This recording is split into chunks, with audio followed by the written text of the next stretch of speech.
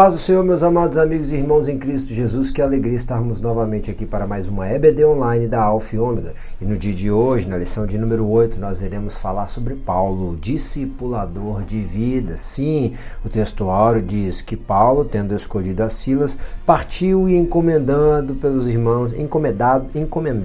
irmãos a graça de Deus, passou pela Síria e Cilícia, confirmando as igrejas. Sim, a verdade prática vai nos dizer que o discipulado cristão forma discípulos de Cristo para que o imitem de forma que Deus seja glorificado no meio da sociedade. Sim, nós estamos trabalhando nesse trimestre com a vida do apóstolo Paulo, lições da vida e ministério do apóstolo dos gentios para a igreja de Cristo, e veremos que Paulo, ele enfatizava, ele que foi chamado para ser apóstolo, ele que foi chamado para ser pregador, ele que foi chamado para ser doutor, ensinador, mestre entre os gentios, ele valorizava o ensino. Todo aquele que se propõe a fazer a obra do Senhor, seja um pastor, seja um presbítero, seja o dirigente, professor da escola bíblica dominical, seja um evangelista, um missionário, ele precisa valorizar a palavra. O salmista, no Salmo 119, que eu te convido a ler depois na sua casa, ele vai exaltar a palavra, que é mais doce do que o mel, mais preciosa do que o ouro, mais refinado que a prata e do que até mesmo do que o rubi, né? Que nós devemos guardar ela no coração para não pecar contra Deus, porque a boca fala aquilo que o coração está cheio. A palavra é como um escudo para os que nela creem, é lâmpada para os pés e luz para o caminho. A palavra de Deus, o salmista, ele suplica a Deus: dai-me inteligência para entender os teus estatutos. Ó Pai, me faz entender os teus mandamentos, sim, para que eu aprenda a te glorificar, a te exaltar e a falar de ti. O salmista está supervalorizando a palavra. A Bíblia toda ela fala numa metalinguagem sobre ela mesma, porque ela é a expressão do verbo que se fez carne, o nosso Senhor Jesus, e a Bíblia fala de Cristo, e ele é a expressão da palavra, ele é a palavra de Deus, do Deus da palavra. Nós devemos valorizar a palavra. Sem Bíblia, sem ensino, não tem como ser feito um bom fundamento, não tem como ser feito um bom enraizamento. Nós que somos como uma árvore plantadas pelo Senhor, antes éramos apenas um galho seco, fomos enxertados na videira verdadeira que é Cristo, e agora temos que criar raízes. Por isso que Paulo vai falar que nós sejamos enraizados e edificados no Senhor, um edifício construído pelas mãos de Deus, mas que precisa de uma boa base, e essa boa base, ela começa com o discipulado. Mas eu gostaria de enfatizar, pelo menos no meu ponto de vista, o discipulado não deve ser feito somente para os novos convertidos. Não, o discipulado, o ato de nos tornar discípulos mais parecidos com Jesus dia após dia, com a ajuda do nosso grande amigo o Espírito Santo, é um ato contínuo que assim nos acompanhará até o final da nossa jornada nessa terra, nessa carne, porque dia após dia nós conhecemos a verdade, e a verdade nos liberta de nós mesmos, da cultura ou do nosso mau entendimento. Sim, ele lança luz em meio às trevas, na escuridão do nosso entendimento, e nos faz ter a mente de Cristo. Isso é extraordinário. Abre aí a sua Bíblia, tenha por perto o exemplar da Bíblia Sagrada. Nós sempre pedimos isso, porque aí você pode fazer como os bereanos e conferir aquilo que nós estamos falando, pode ler o texto se não tiver a revista, e se não tiver nenhuma dessas duas possibilidades, pode nos acompanhar ouvindo a leitura que está em Atos capítulo de número 2, versículo 42 até o 47, depois Atos 20, de 1 a 4. E perseveravam na doutrina dos apóstolos, e na comunhão, e no partir do pão, e nas orações. E em cada alma havia temor, e muitas maravilhas e sinais se faziam pelos apóstolos. Todos os que criam estavam juntos e tinham tudo em comum. Vendiam suas propriedades e fazendas e repartiam com todos, segundo cada um tinha necessidade. E perseverando unânimes todos os dias no templo, e partindo o pão em casa, comiam juntos com alegria e singeleza de coração, louvando a Deus e caindo na graça de todo o povo. E todos os dias acrescentava o Senhor à igreja aqueles que se haviam de salvar. Depois que cessou o alvoroço, Paulo chamou a si os discípulos, já em Atos 20, e abraçando-os, saiu para a Macedônia. E havendo andado por aquelas terras, exortando-os com muitas palavras, veio até a Grécia, passando ali 3 meses, sendo pelos judeus postas ciladas, como tivesse de navegar para a Síria, determinou voltar para a Macedônia, e acompanhou até a Asa, Sópatro de Bereia, e os de Tessalônica, Aristarco e Segundo, e Gaio de Derbe, e Timóteo, e dos da Ásia, Tíquico e Trófimo. Nós temos aqui um contexto de pessoas que andavam com Paulo, dos discípulos de Paulo, onde nós temos a figura de Tito também e de Timóteo, que se destacam por terem recebido cartas particulares, né? Timóteo chega a ser chamado de filho na fé pelo apóstolo dos gentios. E nós veremos nessa lição sobre a importância do discipulado. Paulo, ele entende e ele vai seguir a ordem do Senhor Jesus. E a ordem do Senhor Jesus era fazer discípulos em todas as nações, batizando-os em nome do Pai, do Filho e do Espírito Santo, ensinando-os a guardar todas as coisas que eu vos tenho mandado, e eis que eu estou convosco todos os dias até a consumação dos séculos. Ei, quer ver Jesus andar com você? Anda com a palavra de Deus guardada no teu coração. Quer ver Jesus andar com você? Fale da palavra, pregue a palavra, ensine a palavra. Quer ver Jesus andar com você? Entenda o que é ser discípulo. Ser discípulo é fazer parte da igreja, e fazer parte da igreja não é fazer parte de uma denominação e estar dentro de um prédio. Isso acontece, mas a verdade de ser discípulo, a verdade de ser igreja é fazer parte do corpo de Cristo, que é a cabeça. Sim, nós somos parte do corpo de Cristo, nós somos discípulos e nós precisamos aprender, nós precisamos valorizar aquilo que o Senhor Jesus ensinou, e aí sim ele estará conosco, né? Em João 14 ele vai falar que meus amigos são aqueles que me amam, né? Aqueles que me amam guardam a minha palavra. Então nós precisamos valorizar a palavra, valorizar os ensinamentos de Jesus para entender o que é ser um discípulo. Aqui está a palavra, né?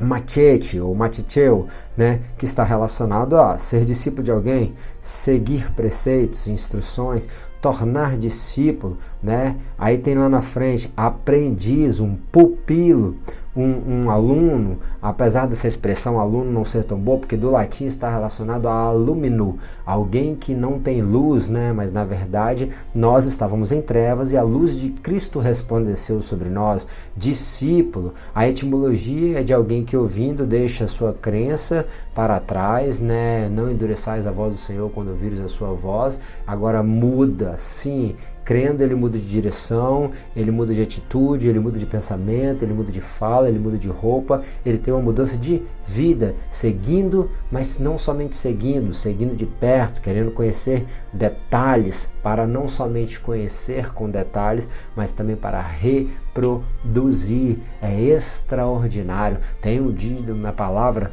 que está nesse livrinho aqui, ó, palavra-chave do Novo Testamento, do Barclay, que ele fala a palavra akoluchen, que é o chamado de Mateus, em Mateus capítulo de número 9, que Jesus chega para ele e fala: akoluchen, segue-me, né? Como eu já falei isso outras vezes em outras aulas, mas a partir da questão do bar mitzvah, que é uma outra questão, quando a criança tinha entre 12 e 15 anos, ele participava de uma arguição pública diante dos doutores da lei, e se ele fosse bom, ele poderia se casar, era conduzido à vida adulta. Se ele fosse muito bem, ele poderia ser conduzido ao exército de Israel, e nós sabemos a potência, ainda que seja pequeno, é um dos maiores, dos mais poderosos exércitos do mundo. E se ele fosse muito bem, ele poderia estar se tornando um discípulo de alguém. Então, quando Jesus chama alguém para ser seu discípulo, ele não está vendo o que aquela pessoa é, ele está vendo o que aquela pessoa pode se tornar. E quando ele vira para Mateus, em Mateus 9, e fala acolutem, ele está falando segue-me. Essa palavra acolutem, ela tem muitas expressões fortes, mas é como se fosse uma convocação militar. Ei, eu sou o general de guerra, o Senhor dos exércitos, né? Lembra lá do Salmo 24? Levantai as portas, levantai as vossas cabeças, que é chegado o Rei da Glória. Quem é o Rei da Glória? O Senhor dos Exércitos. Ele é o comandante, ele é o general de guerra, nunca perdeu uma batalha e nos convida a nos tornarmos parte do seu exército, nos convida a tornarmos parte do seu corpo, nos convida a tornarmos parte da sua família. E aí, para você já entender o que é ser um discípulo, quem é discípulo, ele passa por um novo nascimento, ele precisa nascer de novo, nascer da água, nascer do Espírito, né? Quem é discípulo, ele tem um nome escrito no livro da vida. Sim, quem é discípulo é lavado pela palavra para santificar, purificando com a lavagem da água da palavra. Vós já estáis limpos pela palavra que vos tenho falado, disse Jesus em João 15. Quem é discípulo, segundo Paulo em 1 Coríntios 2,16, tem a mente de Cristo. Em 1 Coríntios 6,19, entende que quem é discípulo se torna templo do Espírito Santo. Ezequiel 36 vai nos falar que quem é discípulo tem um coração transformado num coração de carne. Quem é discípulo entende o que Jesus vai dizer lá em Mateus 25, do 16 ao 31, na parábola do talento. Um talento é algo que o Senhor concede. Todo aquele que é discípulo recebe um talento. E olha que, se fosse conjecturar numa perspectiva material, era uma fortuna que é dada a cada um e que nós ainda temos que multiplicar para a glória do Senhor. Quem é discípulo se torna cidadão do céu. E se tornando cidadão do céu, se submete às leis do céu, a palavra de Deus, a lei do amor, a lei da graça, que requer obediência e fidelidade, né? Na lei do amor, nós vemos lá em 2 João 1,6, o amor é este, que andemos segundo os seus mandamentos. Como é que eu vou andar no mandamento se eu não for discipulado, ou se eu não valorizar o discipulado, né? A lei do céu, andar em espírito e não comprais a concupiscência da carne, Gálatas 5,16. A doutrina dos apóstolos, como nós lemos aqui, tem que valorizar a doutrina dos apóstolos, andar na comunhão, no partir do pão, buscar ter tudo em comum. O que é ter tudo em comum, Diego? É ver se tem alguém que está ao seu redor, que está com uma necessidade, que você pode ajudar aquela pessoa para que você não tenha muito e aquela pessoa não tenha nada, né? Nós andamos na lei de Cristo, levai as cargas uns dos outros e cumprireis a lei de Cristo, escreveu Paulo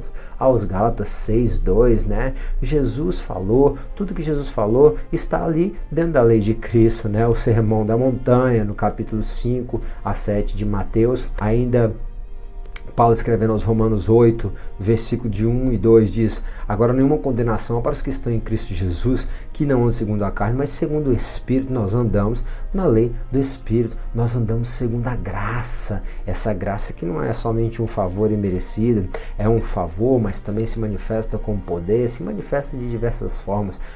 O poder do Senhor se aperfeiçoa na nossa fraqueza. Eu pedi a Ele para me livrar daquelas bofetadas que o mensageiro de Satanás me dava, e o Senhor falou: a minha graça te basta. Paulo vai reconhecer isso. Ele mesmo, Paulo, vai falar a Timóteo, né, que nós devemos sofrer com ele como um bom soldado de Cristo. Então, quem é discípulo entende que estamos numa batalha, numa guerra espiritual, e nós nos tornamos soldados, como 2 Timóteo 2,3, né? Milita ainda a boa milícia da fé, 1 Timóteo 6,16. E ninguém que milita se embaraça com as coisas dessa vida. E aí você está numa guerra, cuidado para não se distrair com as distrações deste mundo, 2 Timóteo 2,4, né? O mesmo Senhor descerá do céu com alarido. Alarido é um toque de convocação militar, ele irá chamar o seu exército, a igreja do Senhor, os seus discípulos, como está em 1 Tessalonicenses 4,16, né? Nós vemos então que quem se torna discípulo, além de soldado,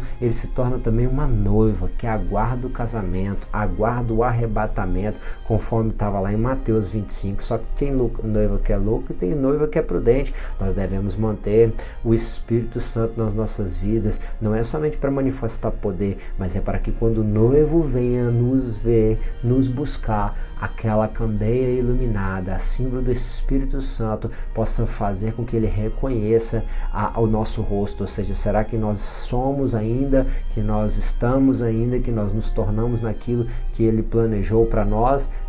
O Espírito Santo é quem vai nos ajudar. Mantenha cheia a sua cadeia. Quem é noiva, quem é discípulo, tem que ter óleo na candeia. Sim, quem é noiva é jardim fechado. Olha, quem é discípulo é irmã. Nós nos tornamos irmãos de Cristo, Filho de Deus. Quem é discípulo se tornará esposa. É um manancial fechado. É manancial porque faz jorrar água. Aquele que crê em mim, do seu interior fluirão rios de água viva. Mas é fechado porque é propriedade exclusiva do Senhor. É uma fonte de vida. Você tem acesso à fonte, se torna logo uma fonte para aqueles que estão sedentos, mas é selada, tem um dono. Sim, o Senhor, ele nos torna como trigo, né? Não como joio, mas como trigo. O trigo está cheio de Deus, então ele se dobra, né? O trigo se dobra diante de Deus, ele tem a pá na sua mão, e limpará a sua eira e juntará o seu trigo no celeiro, mas queimará a palha com o fogo que nunca se apaga.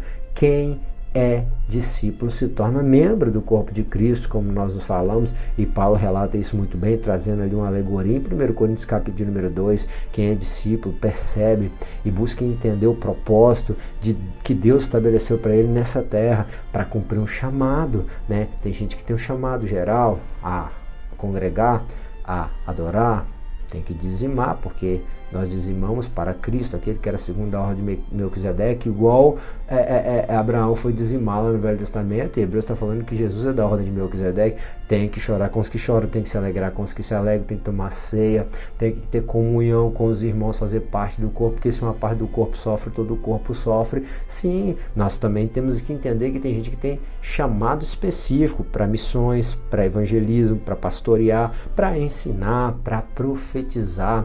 Deus dá ferramentas. Quem é discípulo recebe dons espirituais, dons de curar, dons de milagre, dons de maravilha, dom de fé, dom de sabedoria, de ciência, de discernimento dos espíritos, línguas estranhas e interpretação de línguas. São muitas ferramentas, habilidades, né, de governo, conforme Romanos 12 vai falar ainda dos dons de governo, para gestão ali de uma forma geral. Tem os dons ministeriais, tem muitas ferramentas que Deus dá para os seus discípulos trabalhar na sua obra, né? Quem é discípulo valoriza a autoridade máxima da palavra, entende que tem que buscar as almas dos povos não alcançados e falar do amor, não abre concessões, né?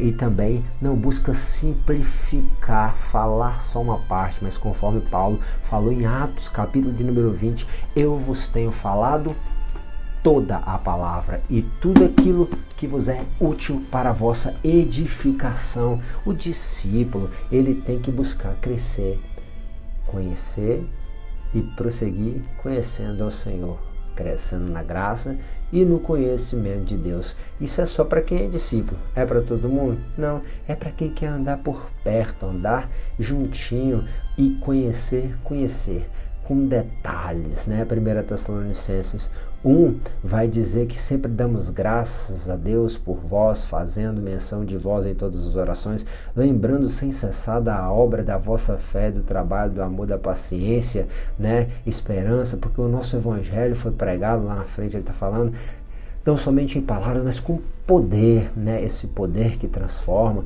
Lá na frente ele ainda vai falar, olha, vocês se tornaram um exemplo, a palavra através de vocês soou, ressoou, não somente na Macedônia, mas também na Acaia, vocês foram além dos seus limites geográficos e ganharam as almas também em meio às suas limitações, mas também em todos os lugares a vossa fé para com Deus se espalhou de tal maneira que já dela não temos necessidade de falar coisa alguma, porque eles mesmos se anunciam de nós. Qual a entrada que tivemos para convosco e como dos ídolos vos convertestes a Deus para servir ao Deus vivo e verdadeiro e o esperar dos céus e o seu Filho, a quem ressuscitou dentre os mortos, a saber, Jesus, que nos livra da ira futura. Olha, a igreja de Tessalônica estava recebendo agora um testemunho de Paulo por fazer uma grande obra. Que coisa extraordinária, né? Nós vemos que isso tudo inicia-se a partir do próprio chamado, do envio de Paulo que estava, nós já vimos isso várias vezes em algumas aulas passadas, mas em Atos 3 está lá que tinha o quê? Tinha profetas e doutores, né? A igreja enviadora, a igreja, a mãe, ela precisa valorizar o ensino, para que assim ela envie pessoas que possam também ensinar. Nós precisamos valorizar o ensino, valorize o professor da escola bíblica dominical, valorize o pregador do culto de doutrina, valorize o ensino, o discipulado, valorize a palavra de Deus e aqueles que amam, se dedicam, que oram, que choram, que gemem, que buscam, que se consagram, que gastam recursos comprando livros em especial, pesquisando em enciclopédias, dicionários e se debruçando, gastando principalmente tempo, se gastando e gastando-se por amor da obra de Deus para poder ensinar e ensinar com cuidado, com detalhe, com riqueza, para que você e eu possamos assim crescer. Nós precisamos valorizar o ensino, né? E aí nós vamos ver aqui um pouco sobre Paulo. Paulo, depois da discussão com Barnabé, ele vai agora com Silas, né? E chega a Derbe e Listra, e lá está a figura de Timóteo, que era um desses discípulos. Em Atos 17, ele vai disputar com eles sobre as escrituras, ali sempre como ele fazia nas sinagogas no sábado, né? O que é esse disputar? No sábado tinha leitura e os sábios ficavam dialogando, cada um colocando a sua forma de pensar acerca do texto. É daí que nasce o termo que nós conhecemos dos fóruns, das mesas redondas, chamado sabatina, porque era no sábado, e ali tinha um grupo de conhecedores que disputavam, não no sentido de criar uma disputa, mas no sentido de colocar suas razões em xeque para chegar a um melhor conteúdo, expondo e demonstrando que convinha que o Cristo padecesse e ressuscitasse dentre os mortos, e este Jesus que vos anuncio, dizia ele, é o Cristo. Sim, ele pregava Cristo nas Escrituras, expondo através das Escrituras, ensinando através das Escrituras. Ele que não ficou com os discípulos, ele foi ter uma experiência com o próprio Cristo no deserto da Arábia e depois estudando o Antigo Testamento para conhecer a Cristo na Escritura, né? E também uma grande multidão.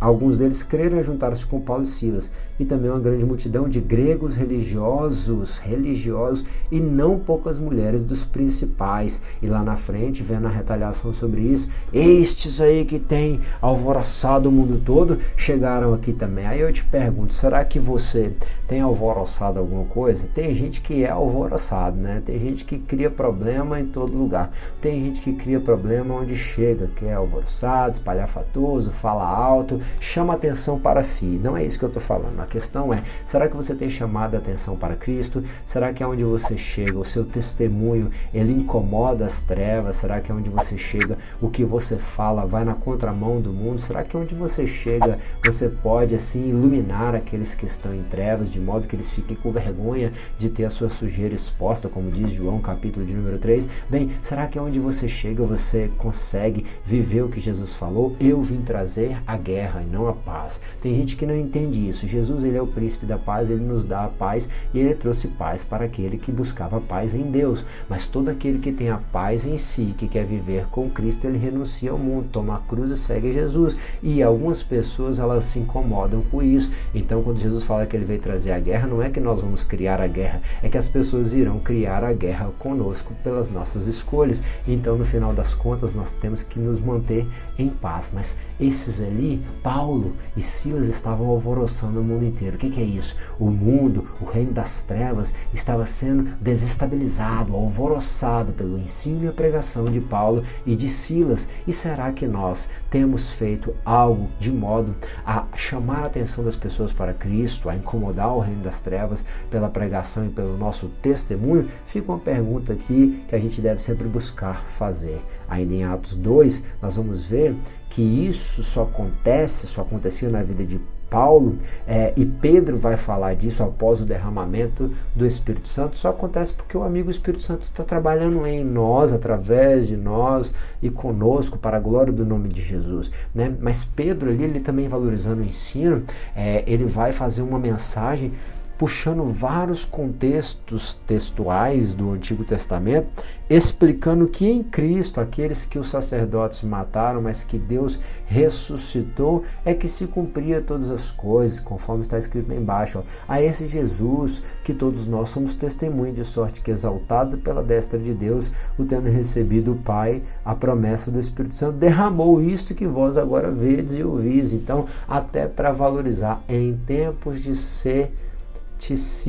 em tempo de cessacionismo, em tempo que as pessoas até debocham da manifestação do Espírito Santo, ainda que muitos, infelizmente, dentro do movimento neopentecostal, a gente vê de tudo hoje em todo canto, em todo meio, e no meio evangélico, pentecostal também não seria diferente, mas ainda existem os fiéis, ainda existe a manifestação do poder de Deus, o Espírito Santo ainda está trabalhando para a glória de Jesus, porque ele é o mesmo ontem, hoje e para sempre, ele é de eternidade a eternidade, e para toda eternidade ele será, e nós o exaltamos e cremos na obra pentecostal. Mas textualmente também precisamos saber defender isso, e Pedro estava fazendo isso desde o Pentecoste,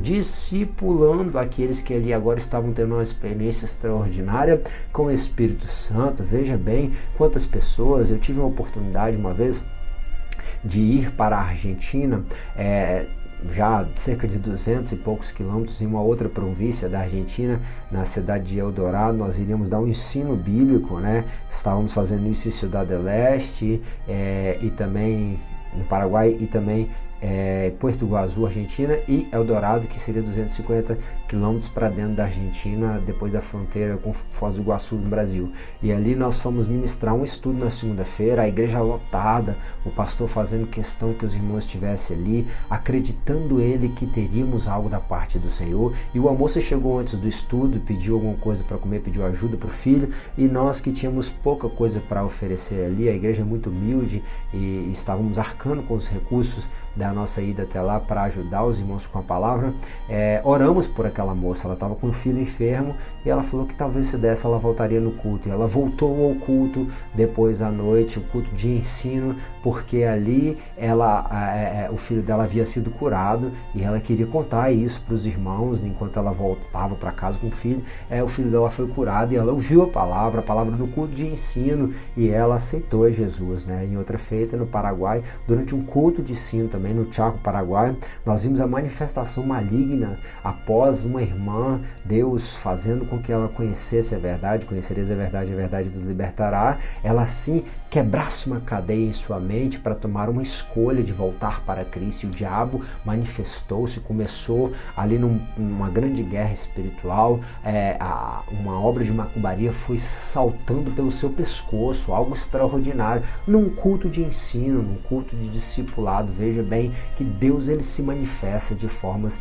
extraordinária. Glórias a Deus que aquela mulher ficou bem e firmou depois nos caminhos do Senhor. Nós precisamos valorizar. A pessoa ouve a palavra, ela se converte a Jesus. Muitas pessoas aceitam a Cristo, outras, alguns lugares não ligam para as pessoas para elas voltarem, não perguntam o estado das pessoas, não as conduzem ao discipulado. Quando que começa o discipulado? No dia seguinte que a pessoa aceitou Jesus. Aí a pessoa ouve a pregação, ela entrega a vida para Jesus, passa por um processo de ensino, discipulado, aprende sobre a palavra. Filipe, ele saiu do auge do movimento pentecostal da igreja primitiva, com muitas salvação de vidas, operação de milagres, para ir ao deserto, para ganhar uma alma. E ele ganhou aquela alma para Cristo, ensinando sobre Isaías 53. E ensinando, aquela pessoa já teve o desejo de descer as águas, né? De sorte que foram batizados que de bom grado receberam a sua palavra. Lá na frente ainda diz: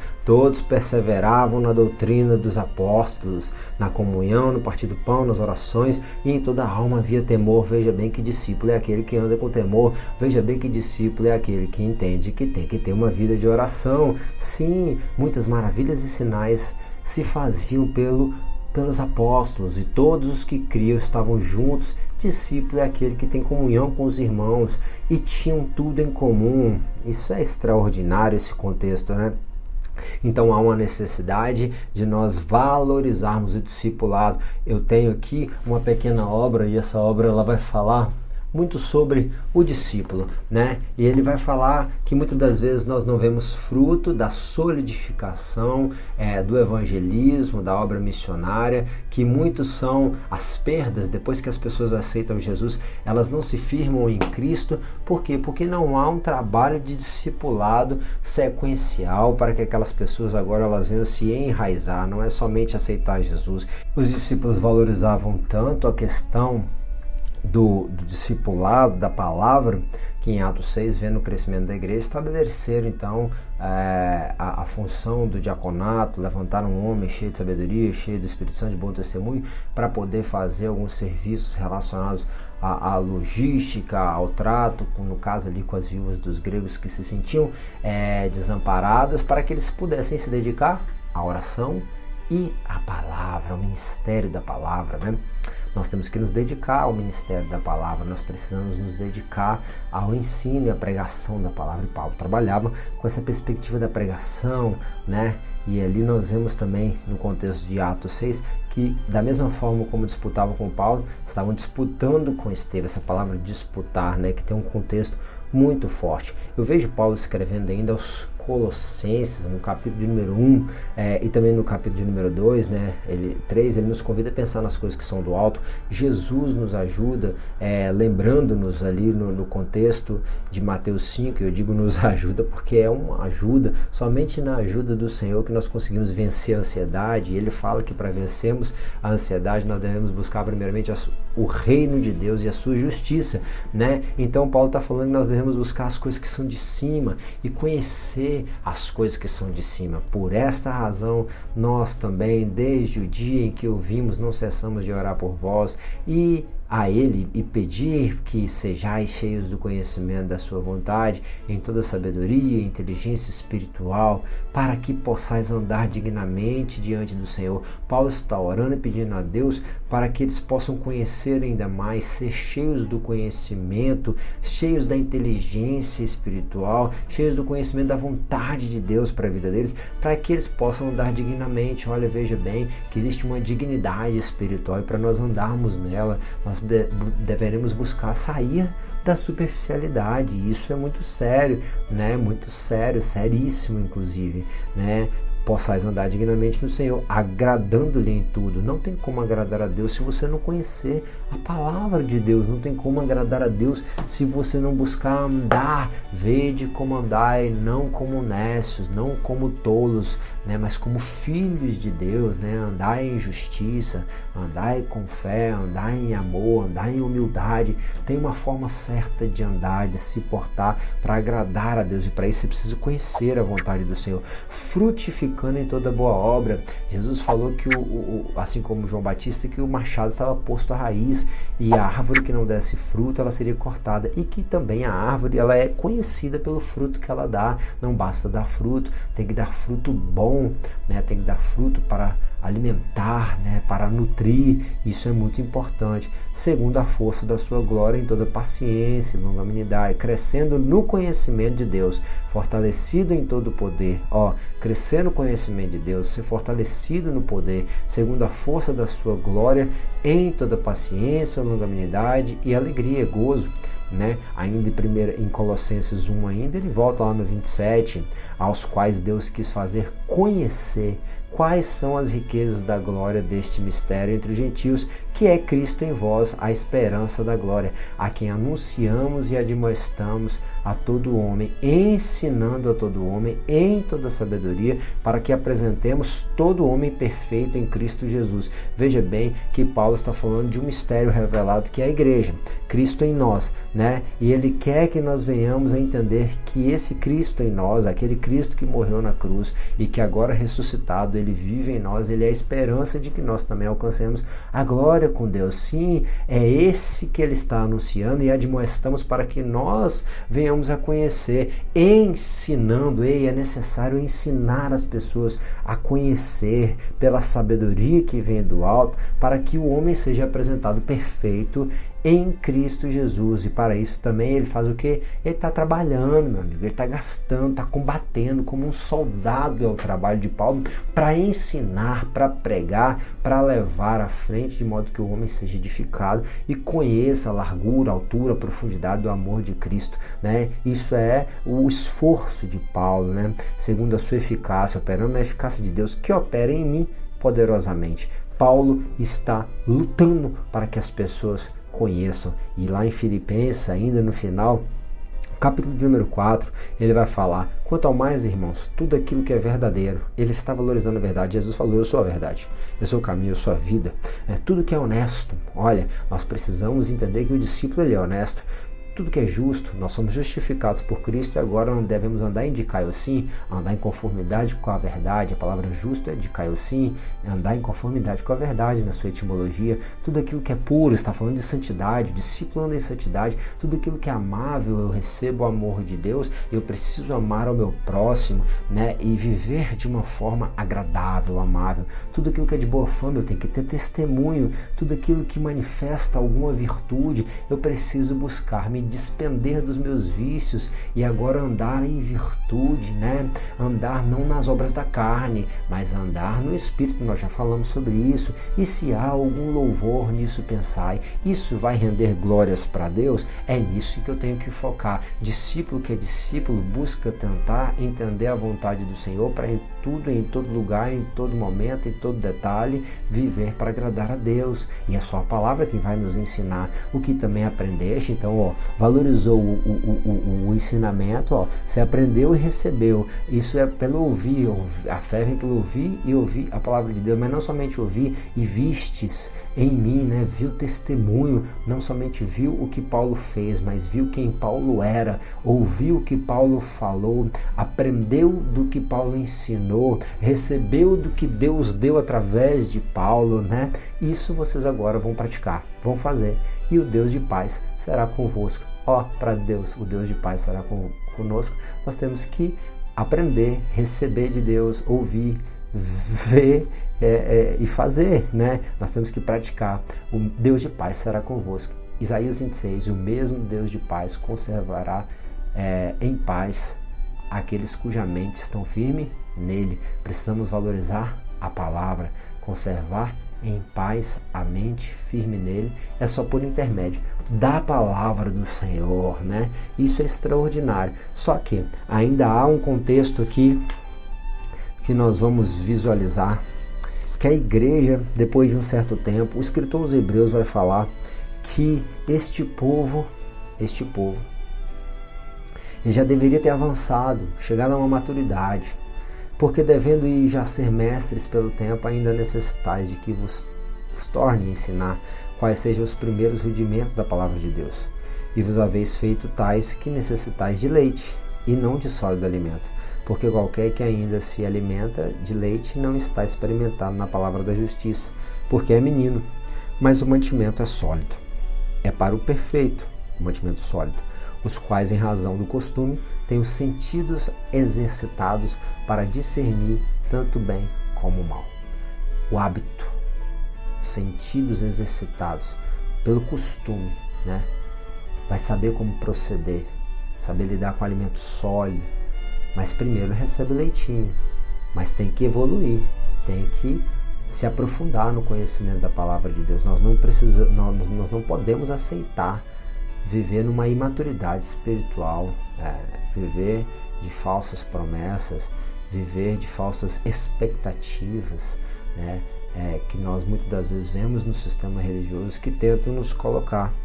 Nós precisamos valorizar o ensino da palavra e amadurecer e também promover esse amadurecimento nos outros. O discipulado ele precisa ser feito. Ele precisa ser feito na igreja local, ele precisa ser feito na minha casa, com a minha família, com os meus filhos. Ele precisa ser feito em ambientes evangelísticos, ele precisa ser feito no campo missionário.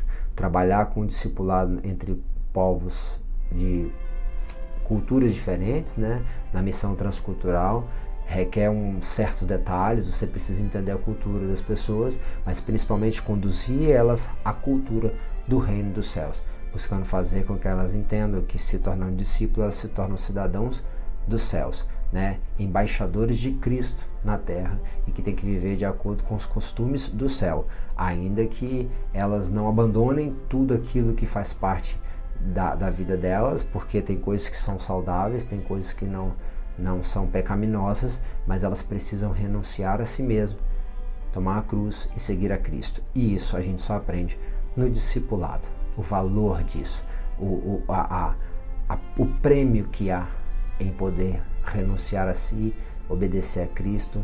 E esse prêmio é uma coisa extraordinária, de uma alegria que não é passageira e que nós gozaremos de uma completude na eternidade, mas que já desfrutamos só de ter a presença do Espírito Santo aqui conosco, que é tudo que nós mais precisamos. O Senhor nos convida a um relacionamento mais profundo com Ele.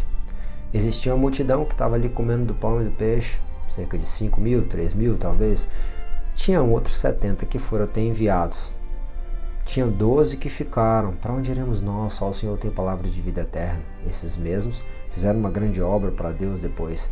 Mas também tinha 3 mais íntimos, né, que estavam sempre juntos com Jesus: Pedro, Tiago e João. Que o Senhor possa te fazer uma pessoa muito íntima dele. Que você busque ser um discípulo, busque ser íntimo, busque fazer a obra dele, busque levar à frente, que você não venha achar outro lugar para ir senão para o centro da vontade do Senhor, e que Ele possa te usar poderosamente na obra dele e para promover também o ensino. Que a sua aula na escola bíblica seja maravilhosa, seja uma bênção na sua igreja local. Que Deus em Cristo te abençoe. Se essa nossa aula te ajudou em alguma coisa, curta e compartilhe, deixe o seu glória a Deus lá no comentário. Permitindo o Senhor, semana que vem a gente está de volta. Tenha um bom final de semana.